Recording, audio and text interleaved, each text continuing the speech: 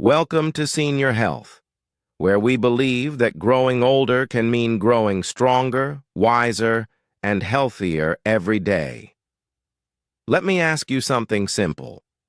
When was the last time you woke up and truly felt rested? If you're over 60, chances are sleep doesn't come quite as easily as it used to.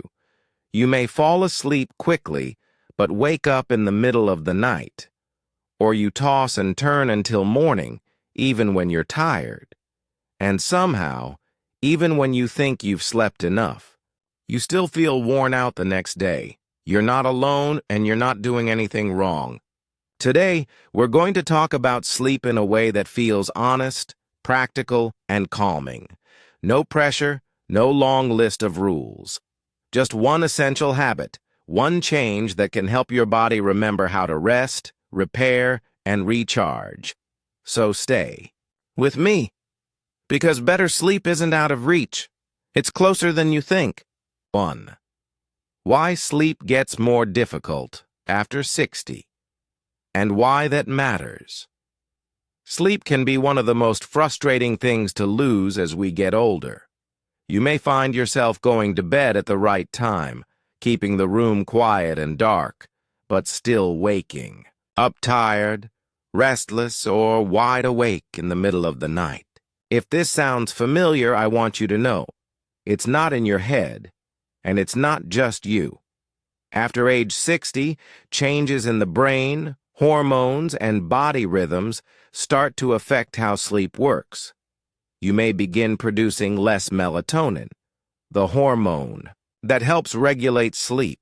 You might spend less time in deep sleep, the restorative phase that helps your body repair and recharge, and even small discomforts, a stiff joint, a full bladder, a creaking floor, can wake you more easily than before. At the same time, the body's ability to fall back asleep after being woken up tends to decrease. What used to be a short interruption can now turn into hours of tossing and turning. It's no wonder so many seniors feel exhausted, even after spending 8 hours in bed. This change in sleep isn't just annoying, it matters. Poor sleep increases the risk of heart problems, weakens memory, raises blood pressure, and affects your mood. It can make you feel foggy, irritable, or unsteady on your feet. And if left unaddressed, it can chip away at your independence and energy over time. But here's the good news. You're not stuck. There are ways to help your body rest again, ways that don't involve sleeping pills or dramatic lifestyle changes. In this video, I'm going to show you just one essential habit, one small shift that can make a real difference in how deeply and peacefully you sleep. You don't need to be perfect. You just need to understand your body better and give it what it quietly needs. Let's take a look at what that habit is and how you can start using it tonight. 2. The one habit that helps most. A consistent, calming wind-down routine. When it comes to improving sleep after 60, there's a lot of advice out there. Drink warm milk, avoid screens, buy a new mattress, take supplements. And while some of these suggestions can help, many people overlook the one habit that works more consistently than anything else, especially for older adults, a wind-down routine. This is not a magic trick. It's not a product. It's a shift in how you approach the hour before bedtime. And it matters more than most people realize. Let me explain why. As we age, the internal body clock, called the circadian rhythm, becomes more sensitive and more easily thrown off. The signals that used to naturally prepare us for sleep, like dimming light or slowing energy, don't work as effectively anymore. That's why many seniors feel wide awake at night even if they felt drowsy at dinner. It's not just your thoughts racing. It's your brain not knowing it's time to rest. A wind-down routine gives your brain and body clear, repeated signals that it's safe to let go. not in theory, in practice. It tells your nervous system, we're done for today, we're safe now, we can slow down. Think of it like landing a plane. You don't just drop from the sky, you glide, slowly, steadily, until your body settles. So what does a wind-down routine actually look like? It's simpler than you think. It's a series of quiet, screen-free, repetitive activities done in the same order each night that help you step out of your busy thoughts and into a calmer state. What's most important isn't which activities you choose. It's that you repeat them every evening around the same time. Here's how to start. About 30 to 60 minutes before bed, choose 1 or 2 calming actions that are easy, familiar, and comforting. This might be sitting in a chair and listening to gentle music, writing down your thoughts or a gratitude list in a notebook, reading a light book under soft lighting, taking a warm shower or bath, doing light stretching or slow breathing. And here's what to avoid in this window. Checking the news, using your phone or tablet, watching intense TV shows, planning tomorrow's errands. All of those things stimulate your brain. And after 60, the brain doesn't shut off quickly. It needs a gentle runway. Let's take an example. You turn off your screens at 9 p.m. You make a small cup of chamomile tea. You sit on the couch with a soft blanket and a book, something light, not heavy. After reading for 20 minutes, you write down 3 things that went well that day. You turn off the lights, brush your teeth, and head to bed. That's it. Simple, repeatable, calming. At first, this might feel forced or unfamiliar, but after a few nights, your brain will begin to associate these actions with sleep. And just like brushing your teeth tells your body it's morning, this sequence will begin to tell your body it's time to rest. Here's the best part. This works even if your sleep isn't perfect, even if you wake up in the night, even if you don't fall asleep instantly. A wind-down routine helps your body ease into sleep more smoothly and stay there longer. It also reduces nighttime anxiety, that feeling of lying awake and wondering why you're awake. And most importantly, this habit puts you back in charge. Instead of hoping for sleep to arrive, you're setting the stage for it.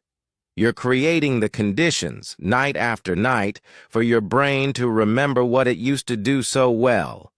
You don't need to overhaul your entire day. You don't need to buy anything. You don't need to get it perfect. You just need to commit to a short window of peace. Something small that tells your body, we're safe now, we're done for today. This one habit, repeated gently and consistently, can become your most reliable tool for better sleep at 60, 70, and beyond. In the next part, we'll take a closer look at what might be disrupting your sleep without you realizing it, and how just a few changes to your daytime routine can make your bedtime habit even more effective. 3. Set yourself up for sleep. Avoid these hidden disruptors. Now that you know the power of a wind-down routine, there's one more important truth. Even the best nighttime habit can't do its job if your daytime routine is working against it. Many older adults unknowingly create roadblocks to restful sleep through habits that seem harmless or even helpful. These hidden disruptors can confuse your internal clock, make your brain too alert at bedtime, or interfere with your body's ability to wind down. Let's walk through a few of the most common ones and how to adjust them gently. First, caffeine timing. After age 60, your body processes caffeine more slowly. That means your 3 p.m. cup of coffee or tea might still be in your system when you're trying to fall asleep at 10. You don't need to cut caffeine entirely, but try keeping it to the morning. Before noon is a good rule of thumb. Second, long or late naps. A short rest during the day can be helpful, but if you're sleeping for over 30 minutes or napping after 3 p.m., you may be stealing rest from your night.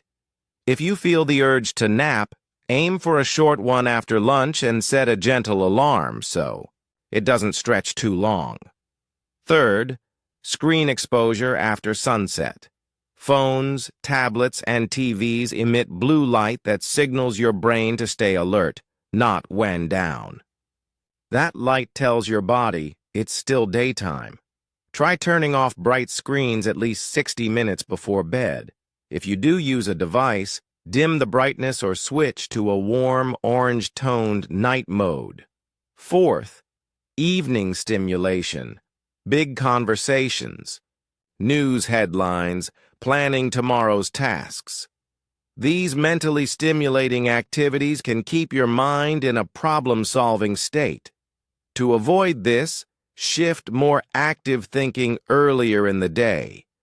Let your evening be about softness, quiet, and light reflection, not mental work. And finally, inconsistent sleep-wake times.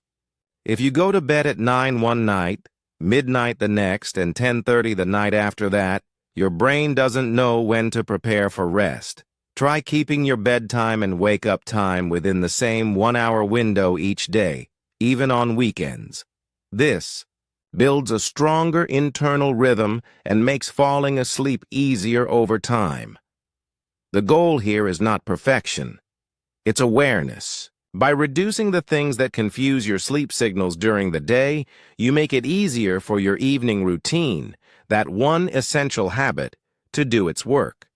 Sleep isn't about forcing your body to shut down. It's about creating favorable conditions and removing small obstacles that you might not have noticed before. Even changing just one of these daytime disruptors can lead to better sleep within a week or two. Start small. Choose one to adjust this week. You might be surprised how much easier it is to fall and stay asleep. In the final section, we'll wrap things up and help you move forward with confidence. Not with pressure, but with a sense of care and progress. If you've ever felt like restful sleep was slipping further away with age, I want you to remember something. Your body still knows how to rest. It just needs a little help remembering. You've learned today that poor sleep after 60 isn't a personal failing. It's a result of real natural changes in the body. You've also seen that one of the most powerful ways to support better sleep isn't a pill or a product. It's a habit, a calming, consistent wind-down routine that tells your body and brain it's safe to slow down now. Along with that, you've discovered how simple changes during the day, like adjusting caffeine timing, limiting naps, and reducing screen time, can support the deeper rest you're craving at night. You don't need to do it all at once. Just start with one thing, one small shift. Maybe tonight you turn off your screens a little earlier. Maybe you try a warm shower and a quiet book. Maybe you go to bed at the same time 3 nights in a row. Sleep is a process, and your body, even now, even at 70 or 80, is capable of adapting. So be patient, be gentle with yourself, and trust that with small, steady steps, you can feel rested again. Not just once in a while, but as part of your everyday life. Thanks for spending your time with us here at Senior Health.